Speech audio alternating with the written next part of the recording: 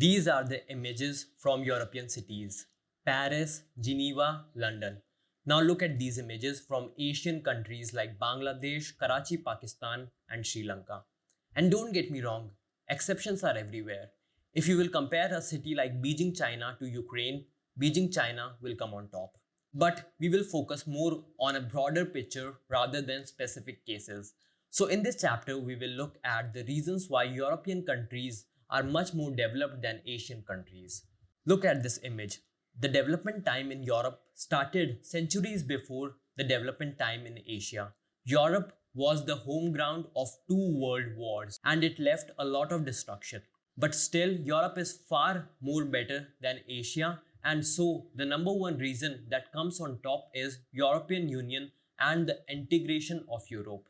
Europe and Asia followed very different paths to economic integration after 1945, or we can even say after the World War II. By early 2000s, an economic union with free movement of goods and a common currency linked much of Europe. Meanwhile, effective economic integration agreements were absent from Asia. This means that Asia was scattered into many pieces while Europe was acting as one whole unit under one blue flag with yellow stars. And this flag of unity helped Europe develop so fast. This is what European kids were doing in the 17th and 18th century, while this is what the Asian kids were doing. The next big difference between Asia and Europe was farming versus education. While most European countries started focusing on academic excellence really early, Asian countries were still relying on farming as a profession. Children in Asian countries were not encouraged to go to school after 10 or 12 years of age. And if we talk about female literacy, it was very bad earlier in many Asian countries. Women were not allowed to go to school. And still, the situation of education for women is very bad in Asia. And the worst example we have is Afghanistan. And education is one key reason why Asian countries took so long to transition from farming to other industrial jobs. The Industrial Revolution, which began in England in 1760, was much ahead in time than Asia. Don't miss the third point. It's an important difference that got Europe on top. But first, let's discuss the Industrial Revolution. Until the Industrial Revolution of the late 18th century, much of the world enjoyed similar standards of living that barely kept people from dying of starvation. In other words, most of the world was equally poor until the Industrial Revolution pushed some countries on the path of high economic growth, while others were left behind in poverty. In particular, it was countries in Europe, like England, that witnessed rapid improvements in the living standard of their people. Economists have famously called this divergence in economic fortunes between Asia and Europe as the Great Divergence. Professor Gary Cox, an economist, believes this great divergence was a leap for Europe.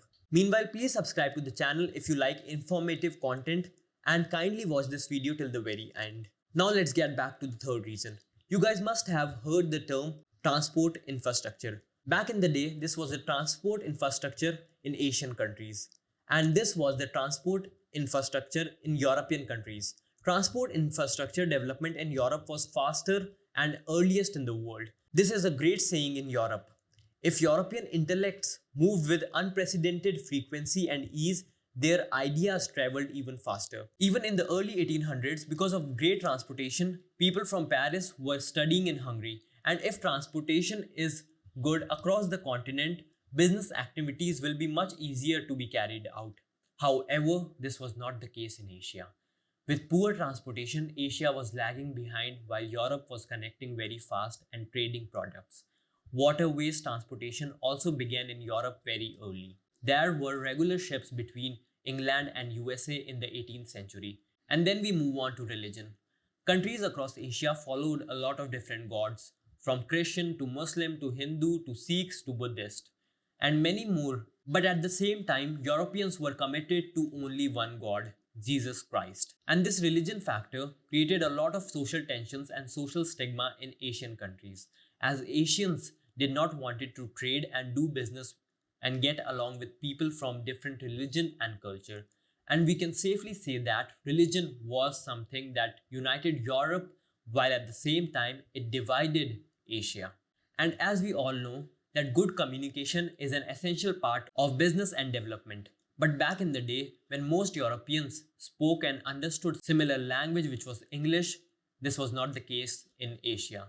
All Asian countries had different languages, and there was no one language that united the whole continent together. So these were the major and root issues why Europe took over. But as predicted by many economists, this is the time and century of the Asians.